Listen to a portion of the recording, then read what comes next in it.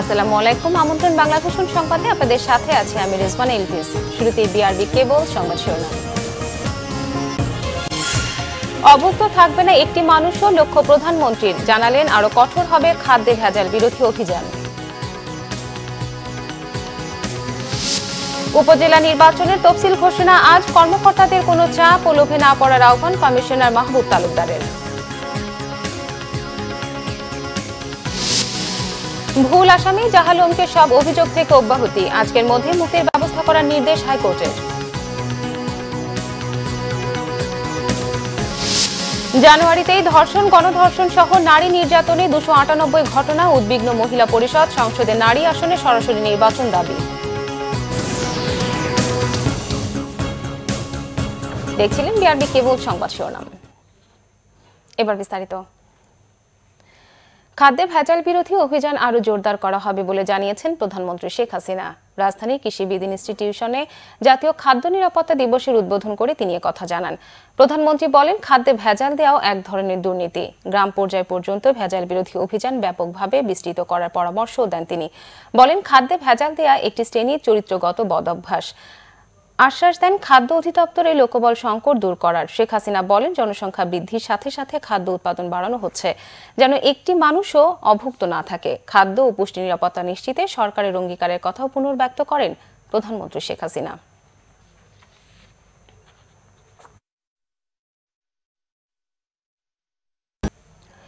কোনো চাপে নত না হয়ে এবং লোভের ঊর্ধ্বে থেকে উপজেলা নির্বাচনে কর্মকর্তাদের নিরপেক্ষভাবে দায়িত্ব পালনের আহ্বান জানিয়েছেন নির্বাচন কমিশনার মাহবুব তালুকদার।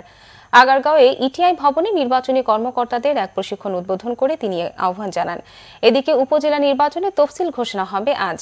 প্রশিক্ষণকে দুধারী ছুরি অভিহিত করে মাহবুব তালুকদার বলেন, একজন প্রশিক্ষণার্থীর প্রশিক্ষককে নির্বাচনের প্রতিটি বিষয়ে অবশ্যই হতে হবে স্বচ্ছ ধারণার অধিকারী, নইলে সামগ্রিক নির্বাচনী ব্যবস্থাপনায় এর বিরূপ প্রভাব পড়তে পারে। বলেন, আসছে পঞ্চম উপজেলা পরিষদ নির্বাচনে কোনো ধরনের চাপ, লোভের ঊর্ধ্বে থেকে দায়িত্ব পালন করতে হবে।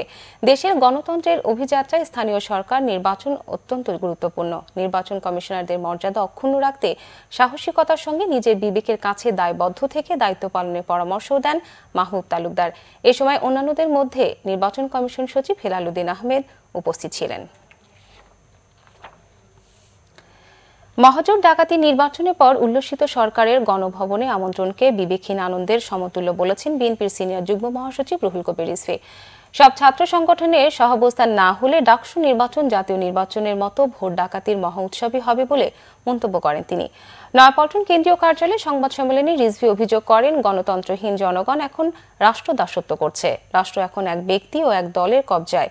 এক ব্যক্তির শাসন নিরাপদ করতে সাবেক প্রধানমন্ত্রী বেগম খালেদা জিয়াকে কারাগারে আটকে রাখা হয়েছে। মিথ্যা মামলায় জড়ানো হয়েছে বিএনপির হাজার হাজার নেতাকর্মীকে। ক্ষমতায় আঁকড়ে থাকতে সরকার তালবেতাল হয়ে অমানবিকতার পথ ধরেছে বলেও মন্তব্য করেন রুহুল কবির রিজভী। গণভবনে চা চক্রে অংশ না নিয়ে বিএনপি সরকারের সাথে আলাপের একটি সুযোগ হারিয়েছে বলে মন্তব্য করেছেন দলের যুগ্ম সাধারণ সম্পাদক মাহবুবুল আলম হানিফ। নেতিবাচক রাজনীতির পথে হাঁটতে থাকলে বিএনপি সংকট আরও ঘনীভূত হবে বলে মন্তব্য করেন তিনি। উপজেলা নির্বাচনে এসে বিএনপিকে ইতিবাচক রাজনীতির পথে ফিরে আসার আহ্বানও জানান মাহবুবুল আলম হানিফ। এদিকে তথ্যমন্ত্রী ডক্টর হাসান মাহমুদ বলেছেন, বিএনপি নিজেই নিজের ওপর আস্থা হারিয়ে ফেলেছে। জাতীয় প্রেস ক্লাবে সুরঞ্জিত সেনগুপ্তের দ্বিতীয় মৃত্যুবার্ষিকীর আলোচনায় তিনি একথা বলেন। তথ্যমন্ত্রী আরো বলেন, জনগণের সাথে বিএনপির যে দূরত্ব বেড়েছে তা উপজেলা নির্বাচনে অংশগ্রহণের মাধ্যমে কমানো সম্ভব। প্রধানমন্ত্রী চা চক্রে বিএনপি ঐক্যফ্রন্টের নেতাদের অংশ না নেয়ার সমালোচনাও করেন তথ্যমন্ত্রী।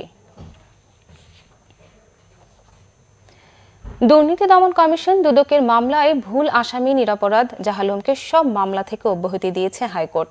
আজকের মধ্যেই তার মুক্তির পদক্ষেপ নেওয়ার নির্দেশ দেওয়া হয়েছে। নিরপরাধ ব্যক্তি 3 বছর জেল খাটায় ক্ষোভ প্রকাশ করে আদালত। গণমাধ্যমে প্রকাশিত 33টি মামলায় ভুল আসামি টাঙ্গাইলের জাহালমের 3 বছর ধরে কারাভোগের খবরটি 30 জানুয়ারি হাইকোর্টের নজরে আনেন এক আইনজীবী। জাহালমের আটকাদেশ কেন অবৈধ ঘোষণা করা হবে না জানতে চেয়ে সেদিনই স্বপ্রণোদিত হয়ে রুল জারি করে আদালত। একই সাথে দুদক চেয়ারম্যানের প্রতিনিধি সহ কয়েকজনকে তলব করা হয় আদালতে। রবিবার দুদক চেয়ারম্যানের প্রতিনিধি, মামলার বাদী, স্বরাষ্ট্র সচিবের প্রতিনিধি সহ 6 জন হাজির হন বিচারপতি FRM নাজমুল হাসান ও বিচারপতি KM কামরুল কাদেরের বেঞ্চে। আদালত জাহালমকে অব্যাহতি দিয়ে অন্তর্বর্তী আদেশ দেয়। আজকে মহামান্য হাইকোর্ট বিভাগ তার রিলিজ আদেশ প্রদান করেছেন। দুদক স্বীকার করেছে যে ভুল হয়েছে এবং তাই দুদকের এই স্বীকারোক্তির প্রেক্ষিতে হচ্ছে আজকে তাকে মামলার দায় থেকে তারা অব্যাহতি দেওয়ার জন্য বলেছে এবং তার প্রেক্ষিতে আদালত আজকে রিলিজ দিয়েছে এবং অলরেডি ইতোমধ্যে কাশিমপুর কারাগারের যিনি প্রতিনিধি ছিলেন ডিআইজি প্রিজন, তাকে বলা হয়েছে এই আদেশ যাবার আগেই যেন তাকে অব্যাহতি দেওয়ার জন্য সকল কার্যক্রম শুরু করা হয়। এই ঘটনায় কারা জড়িত, দুদকের কেউ এতে জড়িত কিনা তা খুঁজে বের করতেও নির্দেশ দিয়েছে আদালত। আগামী 6/3/2019 তারিখ আমাদের লিখিত আকারে একটি ফ্যাক্স জমা দেওয়ার জন্য একটা ডাইরেকশন দিয়েছেন, সেটা আশা করি 6/3/19-এর আগেই আমরা আদালতে দাখিল করতে পারবো। আমরা সমস্ত ফ্যাক্ট আপনাদের সামনে লিখিত আকারে দিচ্ছি এবং আপনারা যদি দেখবেন, বিচার করুন, যেটা হবার আদালত যেটা বলবে সেটা আমরা মানতে বাধ্য।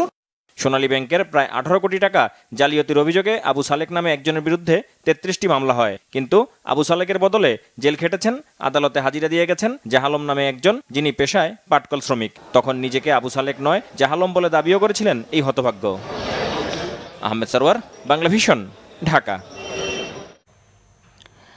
দর্শক, উপজেলা নির্বাচনে তফসিল ঘোষণা করছে নির্বাচন কমিশন সচিব হেলাল উদ্দিন আহমেদ। আমরা এখন সরাসরি চলে যাচ্ছি আগারগাঁও নির্বাচন কমিশন কার্যালয়ে।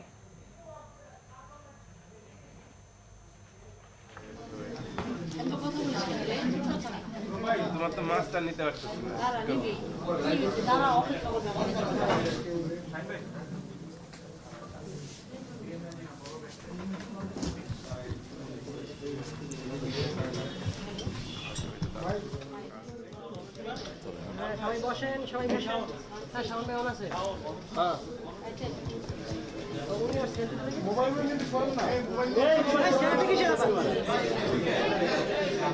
সেলফি পাবলিক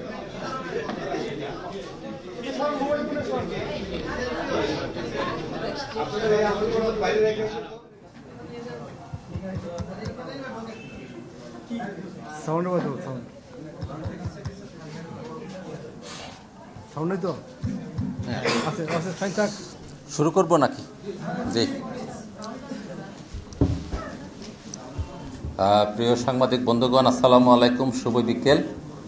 আপনাদেরকে অনেক ধন্যবাদ এবং অনেক দিন পরে আপনাদের সামনে হাজির হয়েছি। একাদশ জাতীয় সংসদ নির্বাচন গত 30 ডিসেম্বর শেষ হওয়ার পরেও কিন্তু এটা পূর্ণাঙ্গতা পায়নি।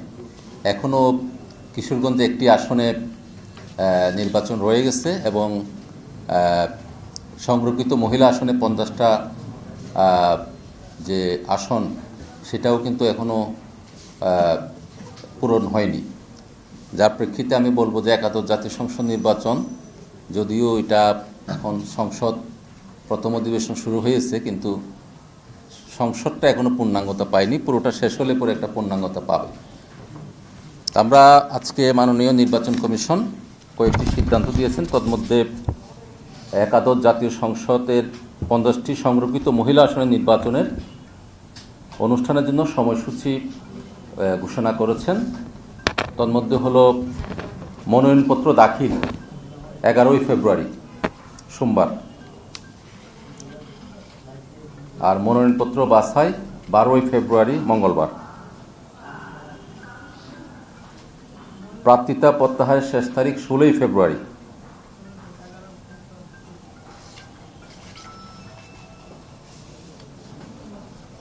এবং ভোট গ্রহণ 4 মার্চ সোমবার।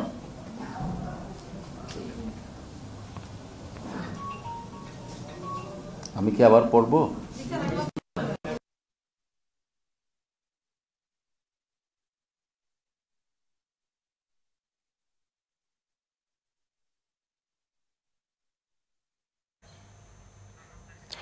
দর্শক, দেখছিলেন আগারগাঁও নির্বাচন কমিশন কার্যালয় থেকে নির্বাচন কমিশনের সচিব হেলাল উদ্দিন আহমেদ। তিনি কিন্তু এই মুহূর্তে উপজেলা নির্বাচনের তফসিল ঘোষণার সেই প্রক্রিয়া চলছে। আমরা পরবর্তীতে আপনাদেরকে সেই খবর জানাবো। চলতি বছরের প্রথম মাসেই ধর্ষণ চেষ্টা ও নারী নির্যাতনের ঘটনা ঘটেছে 298টি, আর বিদায়ী 2018 সালে এ ধরনের ঘটনা 3918টি। বাংলাদেশ মহিলা পরিষদের তথ্য আরও বলছে 2018 সালেও ৩,৯18টি নারী ও কন্যা নির্যাতনের ঘটনা ঘটেছে। এর মধ্যে 697টি ধর্ষণ, গণধর্ষণের শিকার 182 জন এবং ধর্ষণের পর হত্যার ঘটনা 63। সংবাদ সম্মেলনে বাংলাদেশ মহিলা পরিষদের সভাপতি আয়েশা খানম বলেছেন, নারীর প্রতি অব্যাহত সহিংসতাকে 2019 সালের মানবাধিকার পরিস্থিতির জন্য উদ্বেগজনক। বিচার বহির্ভূত হত্যার পর কাউকে ধর্ষণ মামলার আসামি হিসেবে প্রচারের বিরোধীও তিনি। জাতীয় সংসদে সংরক্ষিত নারী আসনে মনোনয়নের পরিবর্তে সরাসরি নির্বাচন প্রক্রিয়া চালুর দাবিও করা হয় সংবাদ সম্মেলনে। নিচে সিবিসি টাইমস সংবাদ বিরতির সাথেই থাকুন, ফিরে এসে থাকছে।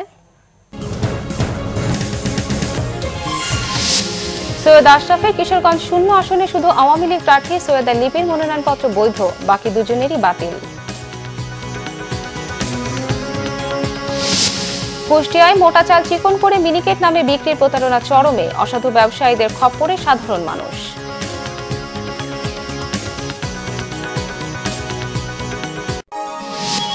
আপনারা দেখছেন বাংলা ভিশন সংবাদ।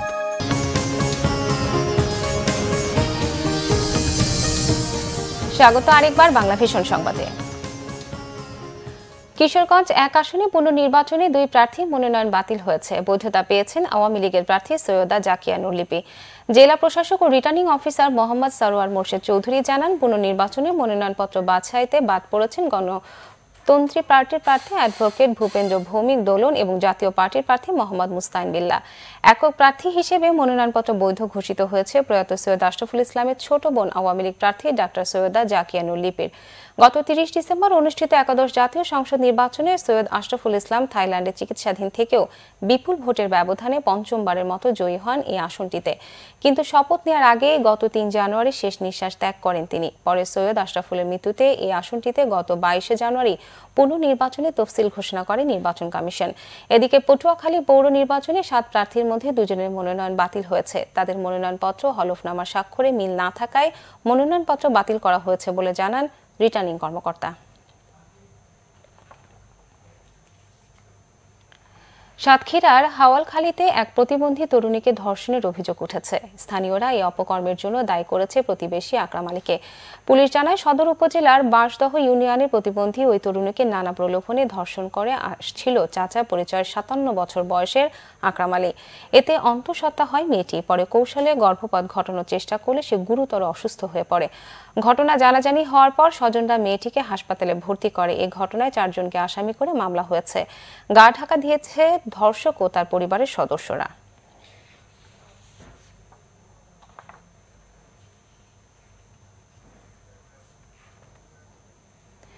ভেজাল চালে সয়লাব কুষ্টিয়ার বাজার। মোটা চাল চিকন করার রমরমা বাণিজ্য চলছে সেখানে। মিনিকেট নামে চলছে প্রতারণা। অসাধু ব্যবসায়ীদের ভেজালের খপ্পরে কৃষিতে সরকারের নানা উদ্যোগে সুফলভোগী হতে পারছে না সাধারণ মানুষ। কুষ্টিয়া থেকে হাসান আলীর 2 পর্বের রিপোর্টের আজ থাকছে প্রথম পর্ব। দেশে বিদেশে মিনিকেট নামের কোনো ধান নেই। বাজারে এ নামে রং বেরঙের নানা বস্তাবন্দি যে চাল পাওয়া যায় তা আসলে মোটা চাল মেশিনে ছেটে সরু করা। কুষ্টিয়ার খুচরা ব্যবসায়ীরা বলছেন, অটো রাইস মিল মালিকরা এ চাল বিক্রি করে হাতিয়ে নিচ্ছে কোটি কোটি টাকা।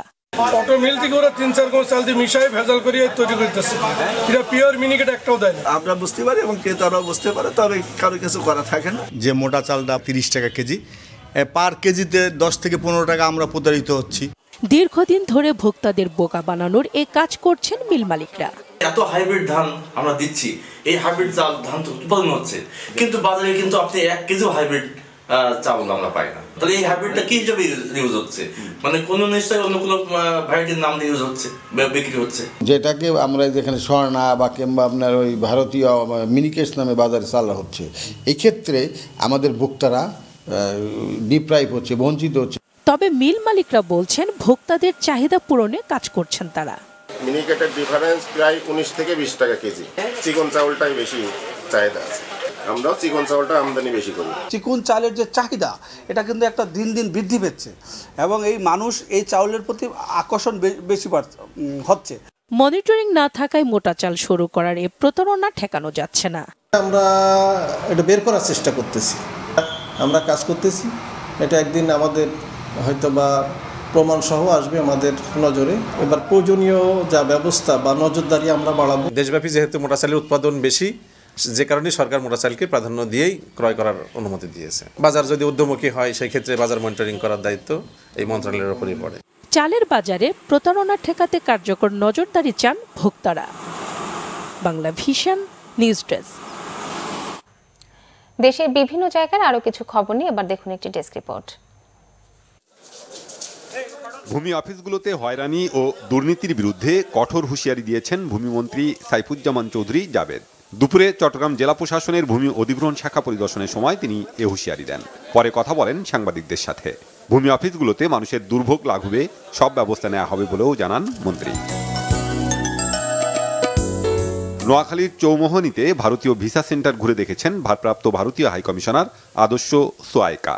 তার আশা এটি চালু হওয়ায় ভিসা জটিলতার ভোগান্তি কমবে, আরও বাড়বে দুদেশের মানুষের ভ্রাতৃত্ব।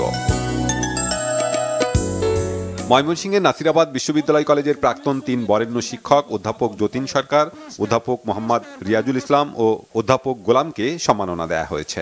দুপুরে কলেজ মাঠে অনুষ্ঠানে প্রধান অতিথি ছিলেন বিভাগীয় কমিশনার মাহমুদ হাসান। রংপুরের বেগম রোকেয়া বিশ্ববিদ্যালয়ে সাংবাদিক নির্যাতনের প্রতিবাদে মানববন্ধন ও সমাবেশ করেছে বিশ্ববিদ্যালয়ের শিক্ষার্থী ও গণমাধ্যম কর্মীরা। দুপুরে বিশ্ববিদ্যালয়ের শেখ রাসেল চত্বরে এই কর্মসূচি পালন করে তারা। লাইট ইঞ্জিনিয়ারিং শিল্পপণ্যের ব্যবসা সম্প্রসারণে চ্যালেঞ্জ ও প্রতিকার বিষয়ে সেমিনার হয়েছে যশোরে। দুপুরে শহরের একটি কমিউনিটি সেন্টারে এর উদ্বোধন করেন যশোর পৌর মেয়র জহিরুল ইসলাম চাকলাদার রেন্টু। যক্ষা আক্রান্ত ডায়াবেটিস রোগীদের দ্রুত শনাক্তকরণের লক্ষ্যে কমিউনিটি লিডারদের নিয়ে অবহিতকরণ সভা হয়েছে গোপালগঞ্জে। জেলার ডায়াবেটিক হাসপাতালের সম্মেলন কক্ষে সভায় সভাপতিত্ব করেন জেলা প্রশাসক মোহাম্মদ মোখলেসুর রহমান সরকার। সাভারে হতদরিদ্রদের মাঝে শীতবস্ত্র বিতরণ করা হয়েছে। সাভারের হেমায়েতপুর এলাকায় ওয়াসিল উদ্দিন ফাউন্ডেশনের উদ্যোগে 5 শতাধিক নারী পুরুষের মাঝে এ বস্ত্র বিতরণ করা হয়। খাগড়াছড়িতে বৌদ্ধ ভিক্ষুদের ব্রত অনুষ্ঠান হয়েছে। মানিকছড়ি বিশ্বশান্তি স্মৃতিধাম আন্তর্জাতিক ভাবনা কেন্দ্রে অনুষ্ঠানে প্রধান অতিথি ছিলেন শ্রীলঙ্কা থেকে আগত ভান্তে এম নন্দ্রামা মহাথেরো। হবিগঞ্জে প্রিমিয়ার ক্রিকেট লিগের উদ্বোধন করা হয়েছে। ইউনিয়ন পরিষদ মাঠে উদ্বোধনী অনুষ্ঠানে প্রধান অতিথি ছিলেন সদর উপজেলা চেয়ারম্যান সৈয়দ আহমদুল হক। শাফিন খান, বাংলা ভিশন নিউজ ডেস্ক। সংবাদ শেষ করব বিআরবি কেবল শিরোনামগুলো আরেকবার জানিয়ে। অভুক্ত থাকবে না একটি মানুষও লক্ষ্য প্রধানমন্ত্রী, জানালেন আরো কঠোর হবে খাদ্যে ভেজাল বিরোধী অভিযান। উপজেলা নির্বাচনে তফসিল ঘোষণা আজ, কর্মকর্তাদের কোনো চাপ ও লোভে না পড়ার আহ্বান কমিশনার মাহবুব তালুকদারের। ভুল আসামি জাহালমকে সব অভিযোগ থেকে অব্যাহতি, আজকের মধ্যেই মুক্তির ব্যবস্থা করার নির্দেশ হাইকোর্টের।